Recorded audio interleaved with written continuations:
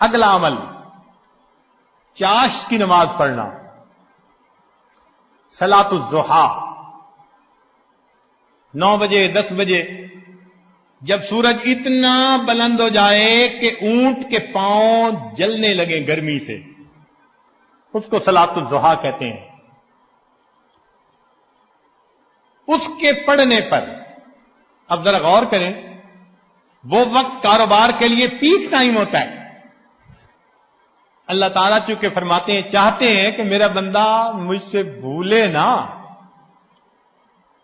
مجھ سے غافل نہ ہو، فرمایا کہ ہاں اس وقت اگر تم 2 رکعت پڑھ لو گے تمہارے رزق کو ہم وسیع فرمائیں گے۔ عورتوں کو چاہیے مردوں کو جب دفتروں میں اور بزنس پر بھیجیں تو برکت تو اللہ نے دینی ہے، تو پیچھے 2 رکعت نماز پڑھ کے دعا مانگے، اے اللہ میرا خاوند رزق حلال کے لیے گھر سے چلا گیا، میں تیرے سامنے ہاتھ اٹھاتی ہوں تو اس کے رزق میں محنت میں برکت ڈال دے۔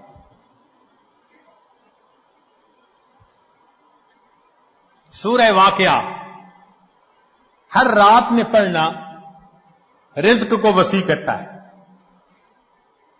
ابن مسعود رضی اللہ تعالیٰ عنہ بیمار ہیں، عثمان غنی رضی اللہ عنہ پوچھنے کے لیے آئے، فرمایا کہ اللہ کا حاجہ کوئی ضرورت ہے؟ فرمایا لا، ضرورت نہیں ہے۔ ان کا میں کچھ ہدیہ دے دیتا ہوں۔ ضرورت نہیں، آپ کا بیٹا نہیں بیٹیاں ہی ہیں ساری، تو ان بیٹیوں کو فائدہ ہوگا۔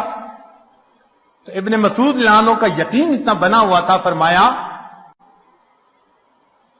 کہ میں نے اپنی بیٹیوں کو سورہ واقعہ سکھائی ہے، وہ ہر رات کو پڑھتی ہیں سونے سے پہلے۔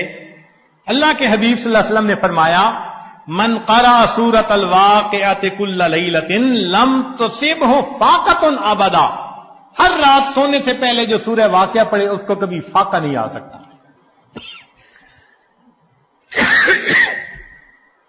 اگلا عمل، ایک صحابی لانو نبی علیہ السلام سے قرضے کی کیفیت بیان کی کہ جی مقروض ہوں، قرضے میں ڈوب گیا۔ نبی علیہ السلام نے دعا سکھائی، اللہم انی اعوذ بک من الہم والحزن واعوذ بک من العجز والکسل واعوذ بک من الجبن والبخل واعوذ بک من غلبۃ الدین وقہر الرجال۔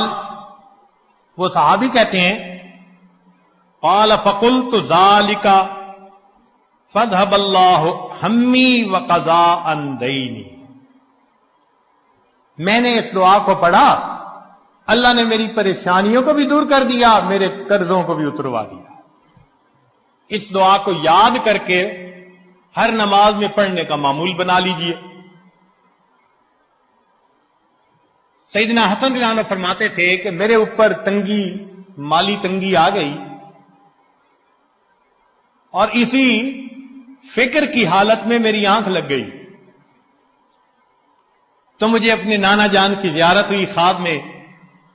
نبی علیہ السلام نے فرمایا کیوں پریشان ہوتے ہو، یہ دعا پڑھ لیا کرو، بسم اللہ علی نفسی و مالی و دینی، اللہم ارزنی بقضائک ببارک لی فیما قدر لی حتی لا احب تعجیل ما اخرت ولا تأخیر ما عجلت۔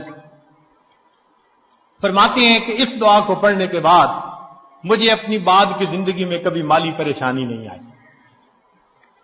تو یہ آسان باتیں ہیں جن پر ہم عمل کر سکتے ہیں۔ تعویذوں کے پیچھے بھاگتے پھرنا یا عاملوں سے نسخے ٹوٹ کے پوچھتے پھرنا کیا ضرورت ہے اس کی؟ اللہ کے حبیب صلی اللہ علیہ وسلم اپنی امت کو بے سہارا چھوڑ کر نہیں گئے۔